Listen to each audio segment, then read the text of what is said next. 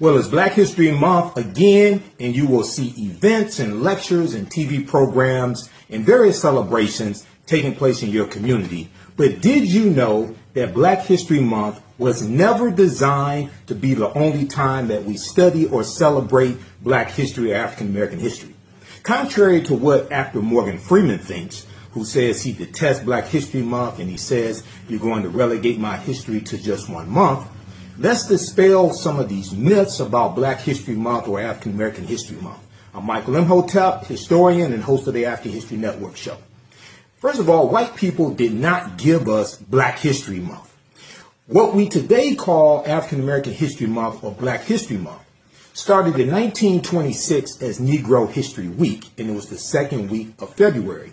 It's created by Dr. Carter G. Woodson. Dr. Carter G. Woodson was a historian and educator, the second African American to get a PhD from Harvard, and he co-founded the Association for the Study of Negro Life and History September 9th, 1915 in Chicago. Dr. Carter G. Woodson is credited with laying the foundation for the widespread adoption of Black studies in American colleges, and he's known as the father of Black History Month and the father of Black history. Isn't it ironic that his most well-known book, and he wrote many of them, is The Miseducation of the Negro, which came out in 1933. And people criticize African American history or African American History Month. People who criticize it are ignorant, usually, of who Dr. Carter G. Woodson is. Now, to understand African American History Month, we must first understand Dr. Carter G. Woodson, who was a scholar, historian, author, book publisher, college professor, educator, and lecturer. And he also created the Journal of Negro History in 1916. Now, the Association for the Study of Negro Life and History, which is today called the Association for the Study of African American Life and History, was the first historical society devoted exclusively to research on the African American experience and on the history of African Americans. It was established to encourage scholarly achievement, to sponsor research projects, and to collect and preserve records documenting the past of African people and African Americans. At a time when few African Americans were invited to participate in historical conferences, the annual meeting of the Association for the Study of Negro Life and History offered Black scholars an opportunity to present research papers before their peers. Even more importantly, the Association for the Study of Negro Life and History began publication in 1916 of a scientific quarterly journal called the Journal of Negro History. Now, in 1926, Dr. Carter G. Woodson creates Negro History Week. It was celebrated the second week of February. He created this because as a historian and an educator, he understood that our children did not know their history, and many of their parents did not know their history either. Dr. Carter G. Woodson chose the second week in February to celebrate Negro History Week because it contains the birth dates of two people he felt were important in African American history. First, Frederick Douglass, whose assumed birth date was February 14th because Douglass didn't know his actual birth date or actually the year he was born. And secondly, February 12th, which was the birth date of President Abraham Lincoln. Now, even more importantly, he chose the second week in February because of celebrations that were already taking place in the African American community during that second week of February. Now, according to former Howard University history professor and my friend, Professor Dr. Darrell Scott, Dr. Darrell Scott said that since Lincoln's assassination in 1865, the Black community, along with other Republicans, had been celebrating the fallen president's birthday. And we know that since the late 1890s, Black communities across the country have been celebrating Frederick Douglass' birthday as well. More misconceptions about Black History Month. First of all, there's been an annual theme for Black History Month going back to 1928, okay, to give more purpose and give more focus to this monthly cultural celebration. This year's annual theme is African Americans and labor, African Americans and labor, and our contributions to the labor movement. Dr. Pero Gaglo Dagbovi in his book on Dr. Carter G. Woodson, said Dr. Woodson said blacks knew practically nothing about their history. He ultimately believed that African Americans could benefit immensely from knowledge of their past and accomplishments of their ancestors. And Dr. Woodson felt that a lot of racial prejudice was the byproduct of white people's beliefs that African Americans had not contributed anything of worth to world civilizations. Now, Dr. Woodson didn't just deal with African American history. He dealt with the contributions and accomplishments of African people on the continent of Africa and around the world. And his last 3 articles that he wrote dealt with ancient Egypt as well. Read my article here in the thread. In the notes, visit our website, AfricanHistoryNetwork.com. So Dr. Woodson felt that the week-long celebration should be a time that school children showed what they had been learning about history all year long. It was never designed to be the only time of the year that we taught African American history in the schools. It was also a time of reflection on our history and what had been accomplished in the United States by African Americans and on the continent of Africa. The 1960s had a dramatic effect on the study and celebration of African American history. Before the decade was over, Negro History Week would be well on its way to becoming Black History Month.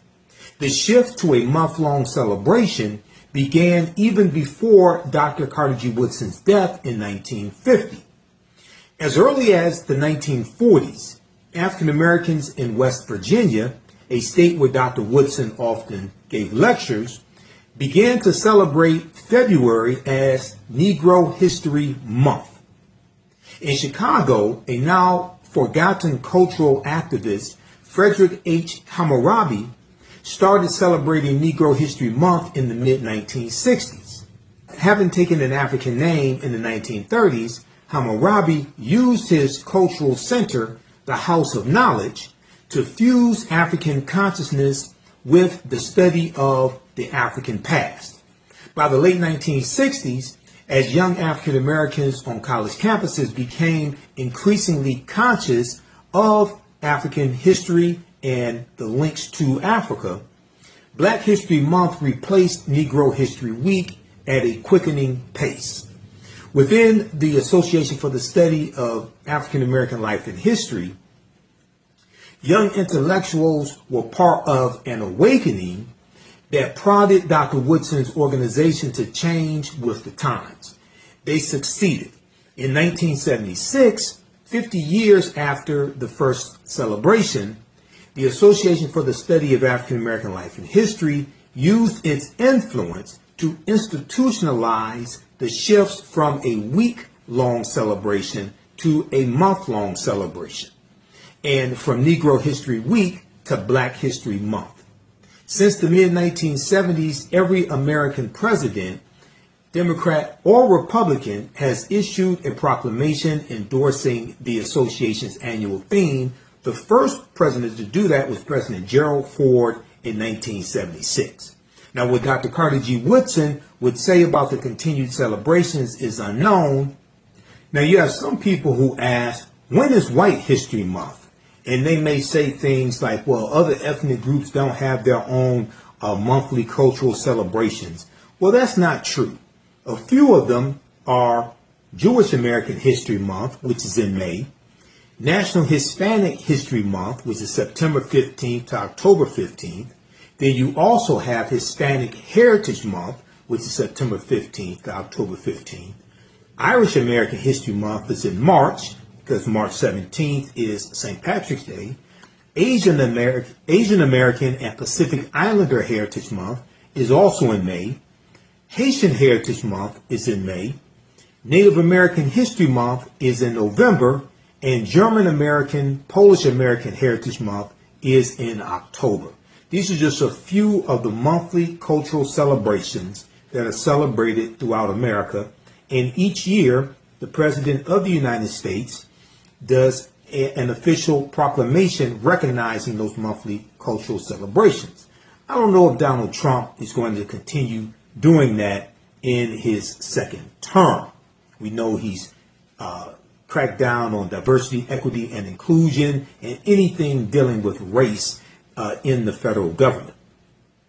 So there's also, as I stated, a annual theme for African American History Month or Black History Month. And some of those past themes have dealt with the continent of Africa. Now, there's been an annual theme since 1928. Some of those themes dealing with the continent of Africa are civilization, a world achievement. In 1928, 1933, Ethiopia meets era in truth. 1935, the Negro achievements in Africa. 1936, African background outlined, which is also the name of another book by Dr. Carter G. Woodson. 1960, strengthening America through education in Negro history and African culture. 1971, African civilization and culture, a worthy historical background. And we know in 2019, the theme was Black migrations. So hopefully this helped dispel myths. No, February is not the only time that we're supposed to study our history. And some people say things like, why we have the shortest month of the year? Well, if you just have to have 30 days to celebrate Black History Month to feel like a full human being and to feel like it's a worthwhile effort, there's no law stating that you can't continue to celebrate on March 1st and March 2nd. I know because I checked. So hopefully this video helped to clear up misinformation about Black History Month or African American History Month. For more information, visit asala.org, which is the Association for the Study of African American Life and History's website, asalh.org. And you can visit my website, africanhistorynetwork.com. Follow me on social media at Michael Imhotep, IMHOTEP, on Instagram and YouTube, and my Facebook fan page, The African History Network, The African History Network. Please like, share, and comment on this video. We may share your comments on my Sunday night show, The African History Network Show, 9 p.m. to 11 p.m. Eastern Standard Time on my social media platforms. Also, watch me on Roland Martin Unfiltered every Friday, providing historical and political analysis, 6 p.m. to 8 p.m. Eastern Standard Time on the Black Star Network. If you like this type of information that we provide for you, you can also support the African History Network, $, the AHN Show through Cash App, and through PayPal, paypal.me/the AHN Show. We have the links here in the thread of the broadcast and on my website, AfricanHistoryNetwork.com. This helps us keep doing the research, stay on the air, keep broadcasting, pay some of the bills, etc. And for those who are asking me, are you going to watch the Super Bowl? Who do you have in the Super Bowl? I'm wearing my Colin Kaepernick shirt on purpose because I haven't watched an NFL game or the Super Bowl since 2017 when Colin Kaepernick left the league. So I can care less about the Super Bowl, a halftime show, crip walking, any of that nonsense. And if you go watch my video that I did when the announcement was made between Jay-Z, Jigga, and the NFL for Jay-Z to produce halftime shows, I said and predicted the NFL made a backdoor deal with Jay-Z to push Colin Kaepernick out of the picture. And just the year before, 2 years before, Jay-Z put the call out to all the top acts not to perform at the NFL, not to perform at the Super Bowl. And then after Jay-Z signs this deal, you have Rihanna performing, you have Usher performing, you have Kendrick Lamar performing, you have Snoop and Dr. Dre, all the top acts once again. Okay, I told people, watch for the hook. Remember, right now is correct wrong behavior. It's not over till we win. Wakanda forever. Talk to you next time. Peace. Okay. Support the African History Network, $, the AHN Show, through Cash App, through PayPal, paypal.me/the AHN Show. Thanks, Marsha, for the support. Here's our QR code for Cash App right here, the bottom of the screen. The information is also on our website, AfricanHistoryNetwork.com. You can register for the online classes that I teach. We do the classes live. All the sessions are archived and recorded. So you can go back and watch it anytime. You don't have to join us live in the class. And then you can download you can order my DVD lectures and digital downloads of my presentations as well. So that all will help you and help us as well. Yeah, we know African American History Month is coming up also. And let's go to this here. Let's go to the website. Hold on. Let me flip over to this one last time. Follow us. Now I just shut down my, I just deactivated my TikTok account because I ain't doing TikTok. Maybe if it's sold to an American company, if it's sold to Mark Zuckerberg, that punk mother Zucker, I don't know if I'll go back to it. I'm not sure. But I have downloaded Fanbase, so I'm setting up Fanbase also. Everybody download Fanbase, set that up. That's an African American owned and operated social media platform owned by Isaac Hayes III. Okay, so you can support us here. Register for the online classes I teach Saturdays, 4 p.m. Eastern Standard Time. Register right here for it. You can do a debit card, credit card, or PayPal. Download the our class lesson plan here. We have our Cash App right here, $, the AHN show. So if you type it into Cash App, type in the full tag, $, the AHN show, SHOW, because there's some fake ones out there and they'll come up before you type in all of it. Okay. Ours, it will say Michael and it may show my picture there. Okay. So we have a QR code here and this shows it also right here, this graphic here.